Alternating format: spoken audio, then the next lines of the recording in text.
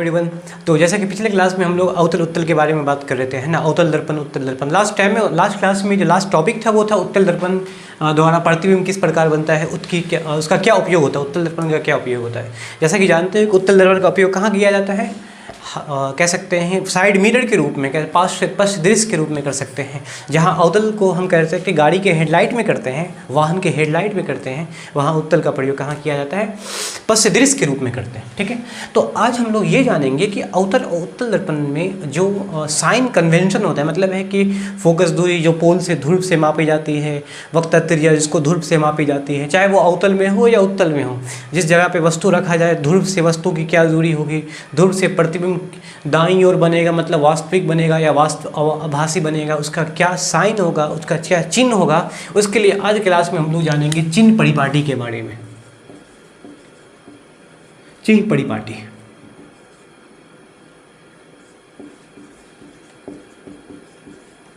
इसको कहते हैं साइन कन्वेंशन,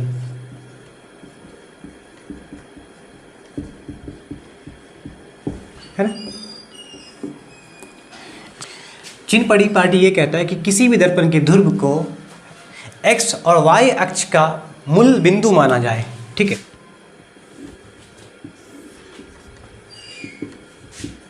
ये हो गया आपका x, तो ये हो गया x डैश, ये हो गया y, तो ये हो गया y डैश, ये x अक्ष हो गया, ये y अक्ष हो गया। ठीक है, तो किसी भी दर्पण के ध्रुव को मुख अक्ष का कह सकते हैं मूल बिंदु माना जाए, चाहे अगर सपोज ये अवतल दर्पण है। ठीक है, ये हो गया अवतल दर्पण, हल्का हल्का कर लगा दो पीछे से। अब चाहे तो उत्तल भी बना सकते हो, इस साइड से ऐसे बन जाएगा उत्तल दर्पण। ठीक है,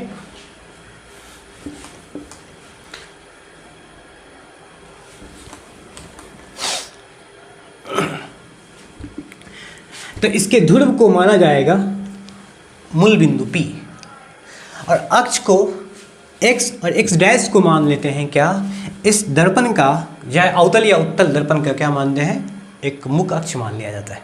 ठीक है, तो देखो पहले इस पॉइंट को लिख लेते हैं। चिन्ह परिपाटी के अनुसार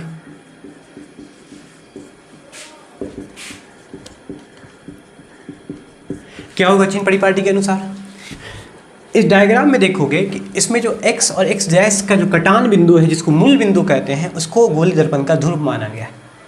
ठीक है, गोली दर्पण का ध्रुव माना गया है। तो चिन्ह परिपाटी के अनुसार कहता ये है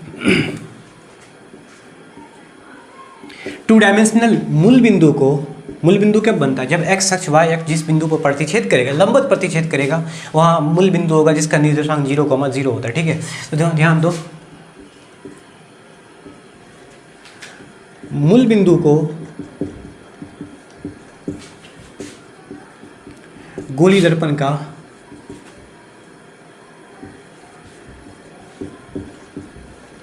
ध्रुव माना जाता है, इसको हम ध्रुव मान लेते हैं।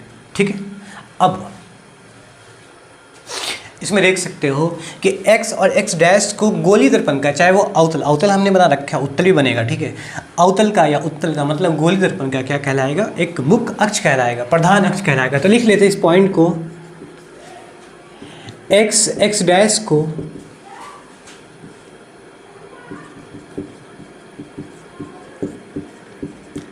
गोली दर्पण का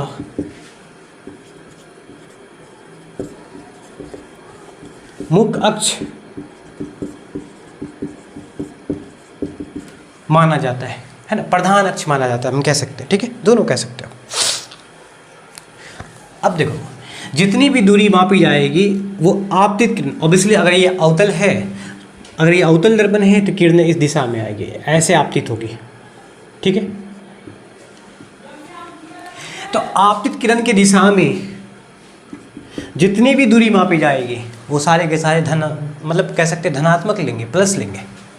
लेकिन आपतित किरण के विपरीत दिशा में, आपतित किरण की दिशा ये है तो उसकी विपरीत दिशा इधर हो जाएगी, आपतित किरण की दिशा ये है तो विपरीत दिशा इधर हो जाएगी, उसको माना जाएगा माइनस में, है ना। तो आपतित किरण की दिशा में धनात्मक लेते हैं, उसके विपरीत दिशा में ऋणात्मक लेते हैं। तो तीसरा पॉइंट लिख लेते हैं,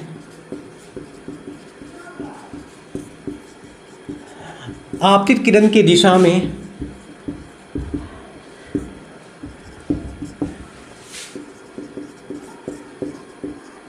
मापी गई सभी दूरियां, जितनी भी दूरियां मापी जाती है वो सभी दूरियां धनात्मक ली जाती है। ठीक है, जबकि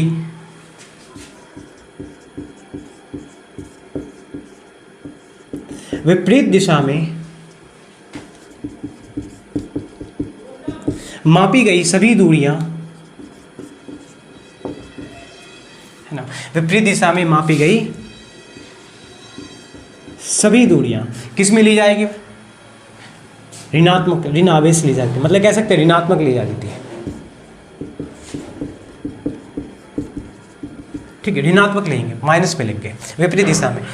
अब वस्तु को यदि ऊपर रखते हैं तो ये प्लस, नीचे की ओर करेंगे तो माइनस। ठीक है, मतलब है कि मुख्य अक्ष के ऊपर यदि वस्तु रखते हैं तो वस्तु ऊपर की दिशा में हो तो प्लस, नीचे की दिशा में हो तो माइनस। तो इस प्रकार चिन्ह परिपाटी का हम लोग देखते हैं कि वस्तु की दूरी, प्रतिबिंब की दूरी का साइन क्या होगा, अवतल दर्पण, उत्तल दर्पण। अब चिन्ह परिपाटी के अनुसार अब हमें बताना है कि यू का साइन क्या होगा, वी का क्या होगा, है ना, कह सकते हैं फोकस दूरी क्या होगा, दोनों दर्पण में देखते हैं। अच्छा, इसमें एक बात ध्यान रखना है आपको, ये x है तो ये y है। अगर ये अवतल दर्पण है तो इस दिशा में जो भी दूरी लिया जाएगा प्लस, इसके विपरीत दिशा में लिया जाएगा तो माइनस, ऊपर की दिशा में प्लस, नीचे की दिशा में माइनस। अगर यहीं पर उत्तल दर्पण, फिर से अगर अवतल दर्पण बना लेते हैं तो इसको इस तरफ घुमा दिया जाए,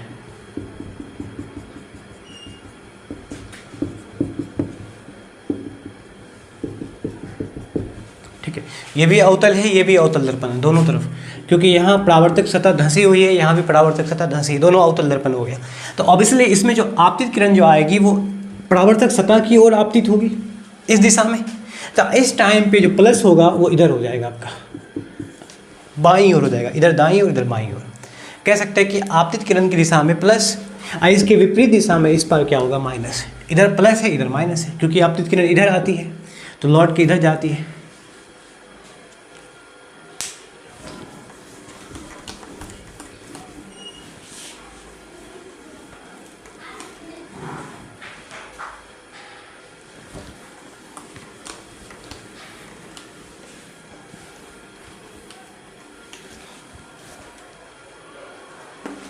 ठीक है, तो अब यहाँ से हम लोग रिलेशन जानेंगे, संबंध बताना है। देख सकते हो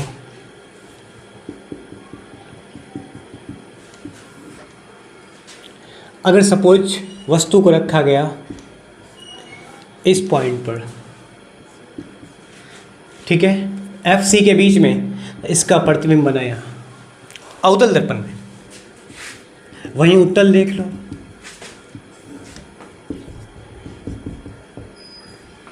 वस्तु को यहाँ रखा गया, प्रतिबिंब यहाँ बना,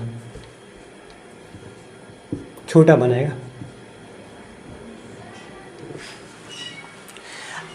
इस दूरी को u बोलेंगे, जहाँ प्रतिबिंब बनेगा वहाँ क्या बोला जाएगा, v बोला जाएगा। वस्तु की दूरी v हो जाएगा, प्रतिबिंब की दूरी, यहाँ वस्तु की दूरी u हो गया, प्रतिबिंब की दूरी यहाँ हो गया आपका v। ठीक है, तो देखो अवतल दर्पण में देखोगे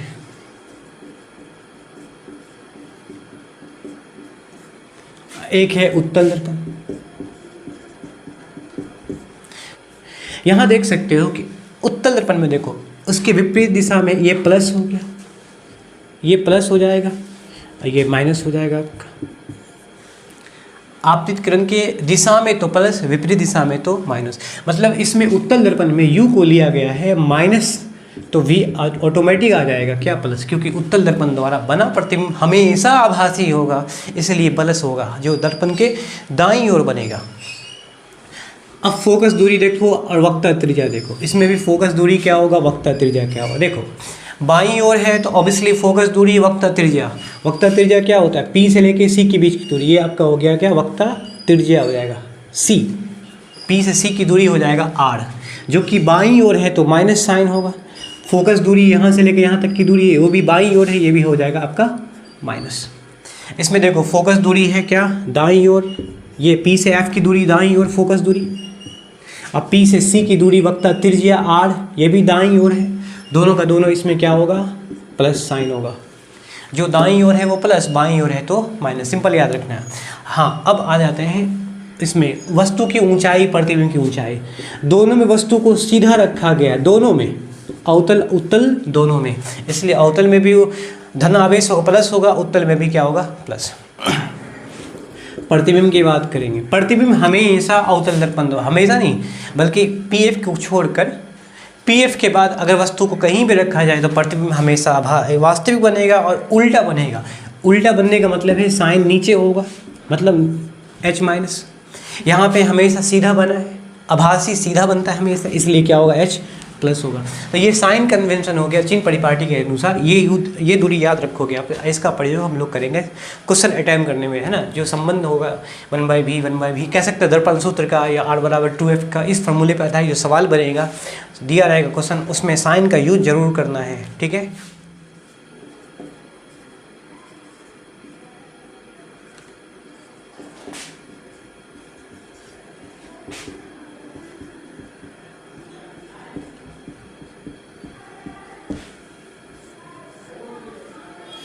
मैग्निफिकेशन, ये आवर्धन हो गया, ठीक है। मैग्निफिकेशन आवर्धन कहते हैं इसको। आवर्धन तुलना की जाती है वस्तु और प्रतिबिंब के बीच में, कि वस्तु से कितना बड़ा प्रतिबिंब बना है या कितना छोटा बना है या बराबर बना है, वो आवर्धन बताएगा। मैग्नीफाइंग कितना हुआ, कितना बड़ा कितना छोटा बना, या इसीलिए इसका अनुपात निकाला जाएगा। आवर्धन का मतलब होता है अनुपात निकालना। अब ऑब्वियसली वस्तु की तुलना प्रतिबिंब के साथ की जाएगी, इसलिए प्रतिबिंब की ऊंचाई अंश में होगा और वस्तु की ऊंचाई हर में होगा, इसीलिए उसको तुलना की जाएगी वस्तु के साथ। तो कह सकते हैं कि प्रतिबिंब की ऊंचाई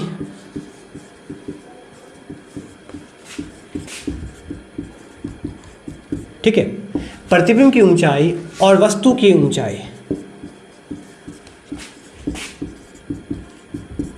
इन दोनों के अनुपात को कहते हैं क्या, आवर्धन कहते हैं।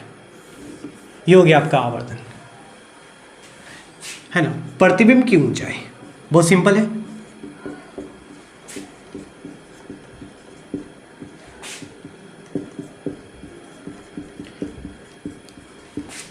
और वस्तु की ऊंचाई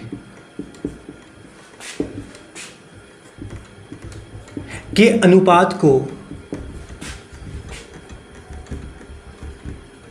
आवर्धन कहते हैं। मैग्निफिकेशन m से सूचित करेंगे, ठीक है। इसे m द्वारा सूचित किया जाता है। इसका चूंकि m फॉर m मैग्निफिकेशन होता है, इसीलिए m, तो कह सकते हैं m बराबर प्रतिबिंब की ऊंचाई h डैश होता है, ठीक है। वस्तु की ऊंचाई को हम लोग h मानते हैं, height of image, height of object, h dash जो भी हो, h डैश बट्टे h, ये हो जाएगा फॉर्मूला, ठीक है। अब इसमें एसआई मात्रक की बात कर लो, है ना। क्या होगा इसका एसआई मात्रक, देख सकते हो कि ये भी चूंकि वस्तु हो या प्रतिबिंब, दोनों की ऊंचाई को मापी जाएगी मीटर में या सेंटीमीटर में, सेम मात्रक के साथ। अगर ये मीटर में होगा तो ऑब्वियसली ये भी मीटर में होगा, तो दोनों मात्रक मीटर बट्टे मीटर कैंसिल आउट होगा। अगर सेंटीमीटर में है तो सेंटीमीटर बट्टे सेंटीमीटर दोनों क्या होगा, कैंसिल आउट, मतलब कोई भी मात्रक नहीं होगा, कह सकते हैं मात्रक विहीन होता है, यूनिट लेस होगा। मात्रक विहीन कह सकते हैं, यूनिट लेस होता है, ठीक है। यूनिट लेस होता है, इसका कोई यूनिट नहीं होता है। तो ये हो गया आवर्धन, ठीक है। देखो इसमें देखो, ये अवतल दर्पण है, ठीक है। अदरवाइज को नहीं, ठीक है चलो। PFC, अगर वस्तु को हम रखते हैं C के बाहर, कहीं भी रख सकते हैं वैसे, मतलब H किरणें, एक किरणें जो है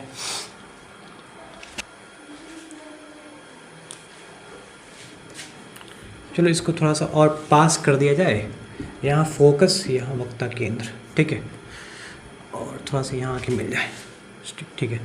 हाँ, तो एक किरणें सी, तो एक किरण को हम गुजारते हैं सी से, तो सी से गुजारने का मतलब है कि परावर्तन भी सी से होकर ही होगा। दूसरी किरणें को हम ध्रुव से गुजारते हैं, आपतित हुई फिर ये परावर्तित हुई।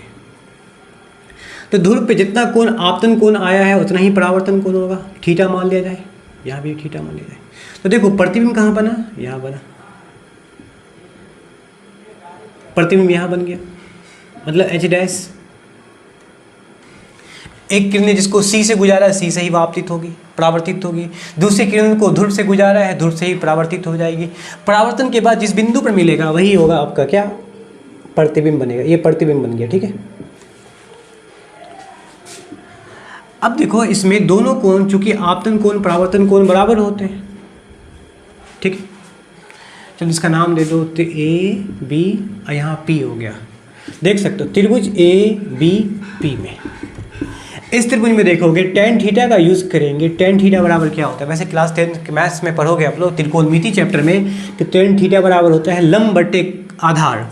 तो इसके लिए थीटा के लिए लंब हो जाएगा ए बी और आधार बी से लेके पी हो जाएगा।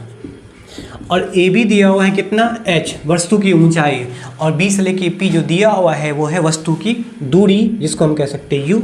और साइन की बात करो, चूंकि बाईं ओर है तो साइन क्या होगा, माइनस यू हो जाएगा, ठीक है। अब देखो त्रिभुज ले लेते हैं, यहाँ पर एक मान लेते हैं एम और यहाँ एन। वस्तु, यहाँ वस्तु ए बी है तो उसका प्रतिबिंब हो गया एम एन, एच डैश जिसकी ऊंचाई है, ठीक है। त्रिभुज एम एन पी में, इस त्रिभुज में कोण दिया हुआ है थीटा, तो टेन थीटा डिग्री बराबर क्या, टेन थीटा हो जाएगा क्या, पी बाई बी, मतलब एम एन बट्टे एम पी, लंब बट्टे आधार कह सकते हैं, लंब बट्टे, तो एम एन बट्टे क्या हो जाएगा, एम पी। अब एम एन क्या है, तो एच डैश जो कि नीचे की दिशा में है तो माइनस साइन होगा, और ये प्रतिबिंब बना है तो पी से लेके एम की दूरी क्या होगा, वस्तु प्रतिबिंब की दूरी भी कह सकते हैं, है ना। वस्तु की दूरी ये होता है, यू होता है, याद रखिएगा। यू को हम बोलेंगे वस्तु की दूरी। ध्रुव से जहां पर वस्तु रखा गया है वो वस्तु की दूरी यू होगा। ध्रुव से जहां प्रतिबिंब बना है, ध्रुव से प्रतिबिंब की दूरी, जहां प्रतिबिंब बनेगा वहां पर हो जाएगा आपका प्रतिबिंब की दूरी, ठीक है। ये प्रतिबिंब की दूरी, हाँ। तो इस दोनों रिलेशन को बराबर करते हैं, दोनों का LHS बराबर है तो दोनों का RHS भी क्या होगा, बराबर। टेन थीटा बराबर है तो RHS भी बराबर हो जाएगा। तो कह सकते हैं, अच्छा यहाँ पे एक गलती हो गया कि एम बी जो प्रतिबिंब बना है वो भी बाईं ओर बना है तो साइन क्या होगा, माइनस। तो दोनों को बराबर करते हैं, एच बाई माइनस यू बराबर माइनस एच डैश बट्टे माइनस बी। माइनस माइनस क्या हो जाएगा, कैंसिल आउट हो जाएगा, ठीक है, प्लस बन जाएगा। एच को नीचे ले आओ, वी को यहाँ ले आओ, तो वी बाई यू बराबर एच डैश बट्टे एच, है ना। एच डैश तो दिया हुआ है, एच यहाँ आ गया, क्रॉस गुना हो गया, एच की जगह पे भी आ गया, भी की जगह पे एच आ गया, ठीक है। तो एच डैश बट्टे एच बराबर वी बाई यू। अच्छा एच डैश बट्टे एच क्या होता है, एम, ये साइन माइनस में दिया हुआ है तो माइनस एम, है ना, माइनस एम हो जाएगा, बराबर क्या, वी बाई यू। तो माइनस एम बराबर वी बाई यू, तो हाँ एम का मान निकालेंगे तो एम हो जाएगा माइनस वी बाई यू। ये एक नया रिलेशन आया, मतलब ये हो गया कि प्रतिबिंब की ऊंचाई वस्तु की ऊंचाई के अनुपात को कहते हैं आवर्धन। उसी प्रकार आवर्धन m बराबर माइनस वी बाई यू, मतलब प्रतिबिंब की दूरी और वस्तु की दूरी के अनुपात को, ऋणात्मक अनुपात को हम कह सकते हैं, ऋणात्मक अनुपात है। प्रतिबिंब की दूरी और वस्तु की दूरी के ऋणात्मक अनुपात को कह सकते हैं क्या, आवर्धन। ऐसे भी होगा, ठीक है। दोनों रिलेशन को याद रखना आपको। चलो अब हम लोग कर लेते हैं गोलीय दर्पण से संबंधित सवाल, है ना, जो दर्पण सूत्र होता है। सबसे पहले जानेंगे दर्पण सूत्र क्या है, ठीक है। दर्पण सूत्र होता है 1/v प्लस 1/u बराबर 1/f। ये फॉर्मूला याद रखिएगा, ठीक है। इसमें v u f क्या है, जहां v क्या होगा, v हो जाएगा आपका प्रतिबिंब की दूरी,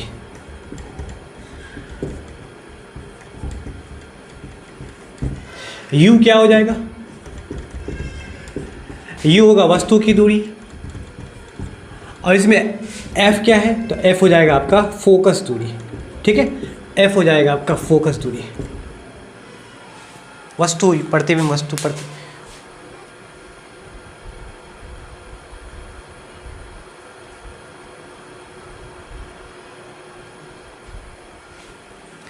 अभी हम लोग पढ़े थे आवर्धन का फॉर्मूला m बराबर h डैश बट्टे h, एक होता है माइनस v बाई यू, ये भी फार्मूला होगा आवर्धन का। वस्तु की ऊंचाई, प्रतिबिंब की ऊंचाई वस्तु के ऊंचाई के अनुपात को, या कह सकते हैं प्रतिबिंब की दूरी और वस्तु की दूरी के ऋणात्मक अनुपात को आवर्धन कहते हैं। वक्र त्रिज्या फोकस दूरी का संबंध पता होगा आपको, r बराबर 2f होता है। तो इस रिलेशन से अब लोग सवाल कर लेते हैं, ठीक है। चलो पहला क्वेश्चन ले लेते हैं।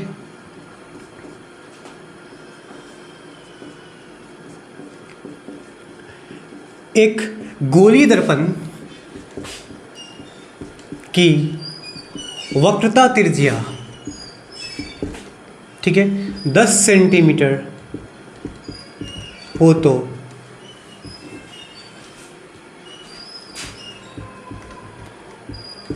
इसकी फोकस दूरी ज्ञात करें।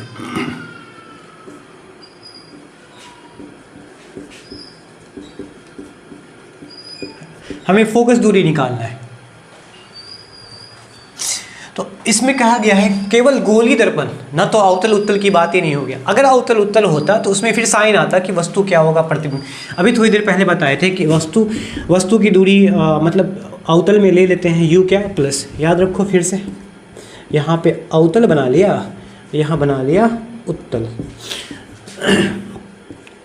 u किस में लिया था, माइनस में, v भी किस में आया था, माइनस, ठीक है, r भी क्या था इसमें, माइनस, f भी क्या था, माइनस, सारे के सारे माइनस थे। लेकिन उत्तर में u क्या होगा, माइनस, v किधर होगा, प्लस, r प्लस f, ये भी प्लस। तो वक्र त्रिज्या गोलीय दर्पण है, यहाँ अवतल उत्तल दर्पण नहीं दिया हुआ है, गोलीय है, इसलिए केवल r बराबर 10 सेंटीमीटर लिखेंगे, ठीक है। इसमें साइन देने की कोई ज़रूरत नहीं है। हमें निकालना है फोकस दूरी क्या होगा, तो फार्मूला होता है r बराबर 2f, r दिया हुआ 10, 2f, तो f बराबर क्या होगा, 10/2, मतलब हो जाएगा 5, तो f हो जाएगा कितना, 5 सेंटीमीटर। ये हो जाएगा उस गोलीय दर्पण की फोकस दूरी हो जाएगा 5 सेंटीमीटर। इस तरह से आप सॉल्व करोगे, ठीक है।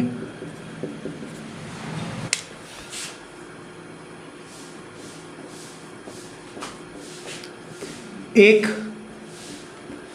अवतल दर्पण की फोकस दूरी 15 सेंटीमीटर हो तो इसकी वक्र त्रिज्या ज्ञात करें।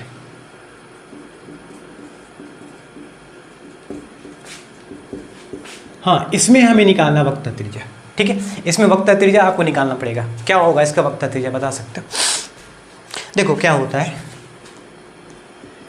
दिया हुआ है अवतल दर्पण, तो ऑब्वियसली अवतल दर्पण की फोकस दूरी माइनस वक्र त्रिज्या, वो भी माइनस निकालना है। दिया हुआ है फोकस दूरी 15 सेंटीमीटर, चूंकि चिन्ह परिपाटी के अनुसार अवतल की फोकस दूरी क्या होती है, हमेशा ऋणात्मक होती है। अवतल दर्पण की फोकस दूरी हमेशा ऋणात्मक, जबकि उत्तल दर्पण की फोकस दूरी, सुनो, जो वक्र त्रिज्या होगा वही फोकस दूरी होगा, साइन दोनों का साइन। वक्र त्रिज्या माइनस है तो फोकस दूरी भी माइनस, वक्र त्रिज्या प्लस है तो फोकस दूरी भी क्या होगा, आपका प्लस हो जाएगा, ठीक है। तो f दिया हुआ है -15 सेंटीमीटर, हमें निकालना है वक्र त्रिज्या r क्या होगा। रिलेशन होता है r बराबर 2f, मतलब r बराबर 2 × f का मान दिया हुआ है कितना, -15, तो ये हो जाएगा गुना करने पर -30 सेंटीमीटर। जो फोकस दूरी दिया हुआ है वही आपका वक्र त्रिज्या आएगा आपका, ठीक है। वहीं उत्तल दर्पण का सवाल दे देगा तो वहाँ उत्तल दर्पण की फोकस दूरी क्या होती है, प्लस, तो वहाँ त्रिज्या क्या होगा, +30 सेंटीमीटर। उत्तल में ऐसा होता है। देखो तीसरा सवाल में लिखा हुआ है 20 सेंटीमीटर फोकस दूरी वाले अवतल दर्पण के सामने में 40 सेंटीमीटर की दूरी पर रखी वस्तु के प्रतिबिंब जो बनेगा उस प्रतिबिंब का स्थान क्या होगा, प्रकृति क्या होगा और आकार क्या होगा। देखो ऐसा होता है, पहले हम डायग्राम से बना लेते हैं, उसके बाद इसको हल कर लेंगे, ठीक है। 20 सेंटीमीटर फोकस दूरी वाले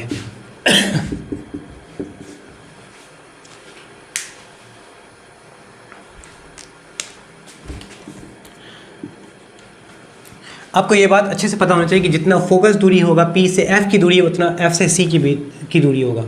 अगर ये 20 सेंटीमीटर है फोकस दूरी तो ये भी आपका हो जाएगा 20 सेंटीमीटर। अवतल दर्पण के सामने 40 सेंटीमीटर की दूरी पर, अब देखो ध्रुव से कभी भी दूरी मापते हैं वो ध्रुव से था, ध्रुव से 40 सेंटीमीटर की दूरी कहाँ होगा, केंद्र पर होगा। रखी वस्तु का, अब ये वस्तु बना, 40 सेंटीमीटर की दूरी पर केंद्र पे बना, तो याद करो जब वस्तु को सी पर रखते हैं, वक्ता केंद्र पर रखते हैं, तो इसका प्रतिबिंब कहाँ बनेगा? सी पे ही बनेगा। बताया गया था किरण आरेख द्वारा बता दिया गया था कि अगर वस्तु सी पर हो तो प्रतिबिंब सी पे बनेगा। मतलब प्रतिबिंब बनेगा ध्रुव से 40 सेंटीमीटर की दूर पर। यू कितना है? वस्तु की दूरी 40 सेंटीमीटर। साइन माइनस होगा क्योंकि बाईं ओर बना हुआ है, अवतल दर्पण है इसीलिए अवतल में माइनस होता है। तो भी क्या आएगा? -40 सेंटीमीटर आएगा। वास्तविक, माइनस का मतलब वास्तविक बनेगा, दर्पण के सामने बनेगा, वास्तविक बनेगा और उल्टा बनेगा। तो ऑब्वियसली वास्तविक होगा आकार में वस्तु के बराबर, जितना वस्तु है उतना प्रतिबिंब। क्योंकि हम यहाँ से आवर्धन निकालेंगे तो दोनों की ऊंचाई का अनुपात 1 होगा। अनुपात 1 आने का मतलब 1:1 आने का मतलब ये हो गया कि वस्तु और प्रतिबिंब का आकार बराबर होता है। ठीक है, ये तो खैर प्रैक्टिकली दिखाया गया, समझाया गया। अब इसको हल करना है दर्पण का सूत्र का प्रयोग करके। इसमें दर्पण का सूत्र का प्रयोग कर लेते हैं। वस्तु की दूरी दर्पण के लिए, अवतल दर्पण के लिए फोकस दूरी दिया हुआ कितना? 20 सेंटीमीटर। चूंकि अवतल दर्पण है तो चिन्ह परिपाटी के अनुसार f क्या होगा? माइनस में हो जाएगा, तो -20 सेंटीमीटर होगा। वह अवतल दर्पण के सामने वस्तु को रखा गया है तो वस्तु की दूरी हो जाएगा u, वो भी हो जाएगा माइनस, चूंकि दर्पण के सामने रखते हैं तो माइनस में होगा, -40 सेंटीमीटर। तो सवाल है कि प्रतिबिंब की स्थिति, स्थान, आकार बताना, मतलब भी निकालना है। तो इस फार्मूला का प्रयोग करेंगे, है ना। दर्पण सूत्र से फार्मूला क्या होता है? 1/v + 1/u = 1/f। ये फार्मूला हो जाएगा। 1/v कितना दिया हुआ आपका? निकालना है v, प्लस u कितना दिया हुआ है? -40। f कितना दिया हुआ है? -20। ठीक है, 1/v = 1/40 जो है +-40। उस साइड जाने पर क्या होगा? +40। अब -1/20 माइनस में दिया हुआ ऑलरेडी पहले से, 1/40 माइनस में, उस साइड जाने पे प्लस हो गया।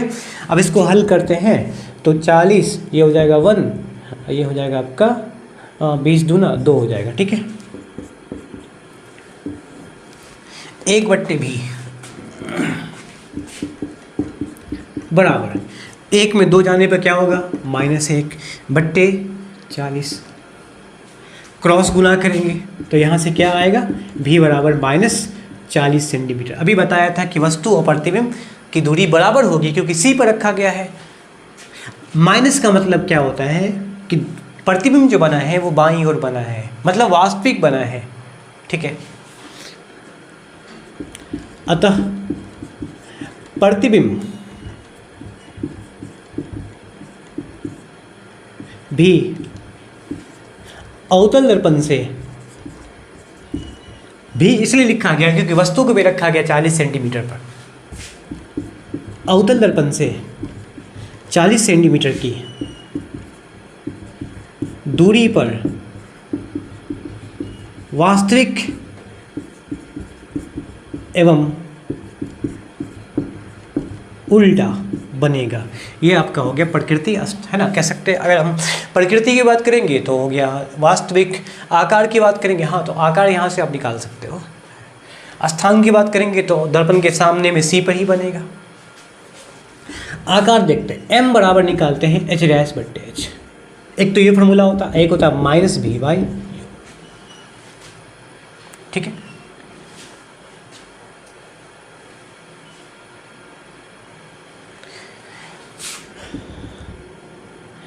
h'/h माइनस v का मान कितना दिया हुआ है? -40। u कितना आया? u कितना दिया हुआ था? -20। ये हो जाएगा +2। मतलब है कि कह सकते हैं 20 नहीं 20 कहाँ दिया हुआ है? 40 है ना, सॉरी 40 तो है, 40 ही है। हाँ, तो दोनों कैंसिल होके क्या आ गया? 1। ये माइनस से ये माइनस कैंसिल, ये माइनस तो बचा हुआ है ना फार्मूला का, ये माइनस फार्मूला का है। v का मान -40, u का मान -40, दोनों माइनस साइन क्या हो गया? Cancel out. तो h'/h बराबर क्या बचा बताओ? h'/h बराबर क्या बचा? -1। क्रॉस गुना करेंगे तो h बराबर क्या होगा? h'। यहाँ से एक रिलेशन समझ में आ गया कि जितना वस्तु का आकार होगा उतना ही प्रतिबिंब का आकार होगा। वो अदरवाइज कितना दिया हुआ वो नहीं पता, लेकिन जितना वस्तु होगा उतना ही प्रतिबिंब का आकार होगा। अब इससे समझ में आया कि वस्तु अगर सी पर हो तो प्रतिबिंब भी सी पे बनेगा, बराबर आकार का बनेगा। ठीक है, तो यही था वस्तु की स्थिति, प्रकृति और आकार। ठीक है, तो आज की क्लास को यहीं पे ख़त्म करते हैं।